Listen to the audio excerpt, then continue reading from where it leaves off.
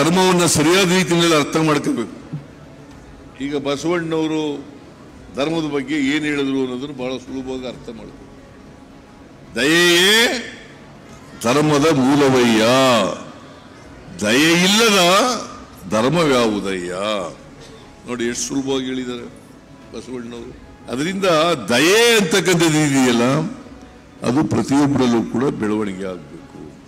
ಅದಕ್ಕೆ ಬಸವಣ್ಣವ್ರನ್ನ 12ನೇ ಶತಮಾನದಲ್ಲೇ ಬಸವಣ್ಣವರು ಸಮಾಜಕ್ಕಾಗಿ ಕ್ರಾಂತಿಯನ್ನು ಮಾಡಿದಂಥವ್ರು, ಕಂದಾಚಾರ ಮೌಢ್ಯಗಳ ವಿರುದ್ಧ ಹೋರಾಟ ಮಾಡಿದಂಥವ್ರು, ಜೊತೆಗೆ ಕರ್ಮ ಸಿದ್ಧಾಂತವನ್ನ ದೂರ ಮಾಡಿದಂಥವ್ರು.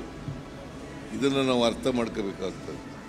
ಕರ್ಮ ಸಿದ್ಧಾಂತ ಈಗಲೂ ಅನೇಕ ಜನರಲ್ಲಿ ನಾವು ಕಾಣ್ತೀವಿ. ನೀನು ಯಾಕಪ್ಪ ವಿದ್ಯೆ ಇಲ್ಲ, ಹೊಟ್ಟೆಗೆ ಊಟ ಇಲ್ಲ, ಮನೆ ಇಲ್ಲ ಅಂತಂದ್ರೆ, ನಾನು ಹಿಂದಿನ ಜನ್ಮದಲ್ಲಿ ಕರ್ಮ ಮಾಡಿಬಿಟ್ಟಿದ್ದೀನಿ ಸ್ವಾಮಿ, ಅದಕ್ಕೋಸ್ಕರ ಈ ಜನ್ಮದಲ್ಲಿ ಹಿಂಗೆ ಹುಟ್ಟುಬಿಟ್ಟಿದ್ದೀನಿ. ಯಾರು ಕೂಡ ಹಿಂದಿನ ಜನ್ಮದಲ್ಲಿ ಹುಟ್ಟಿರಲಿಲ್ಲ, ಮುಂದಿನ ಜನ್ಮದಲ್ಲಿ ಹುಟ್ಟೋದು ಇಲ್ಲ. ಅದಕ್ಕೆ ಬಸವಣ್ಣವರು ಸ್ವರ್ಗ ನರಕ ಎಲ್ಲ ಇಲ್ಲೇ ಇದ್ದಾವೆ ಅಂತಂದ್ರು. ಅಯ್ಯ ಎಂದರೆ ಸ್ವರ್ಗ, ಎಲ್ಲವೋ ಎಂದರೆ ನರಕ. ಯಾರು ಹೇಳಿದ್ದು ಇದನ್ನ? ಬಸವಣ್ಣ ಅಲ್ಲ, ಬಸವಾದಿ ಶರಣರಲ್ಲ. ಇದನ್ನ ಪಾಲನೆ ಮಾಡಬೇಕಷ್ಟೇನೆ, ನಾವು ಅರ್ಥ ಮಾಡ್ಕೋಬೇಕಾಗ್ತದೆ. ಅದರಿಂದ ನಾವೆಲ್ಲರೂ ಕೂಡ ಮನುಷ್ಯರಾಗಿ ಮಾನವರಾಗಿ ಬಾಳ್ತಕ್ಕಂಥ ಪ್ರಯತ್ನವನ್ನು ಮಾಡಬೇಕು.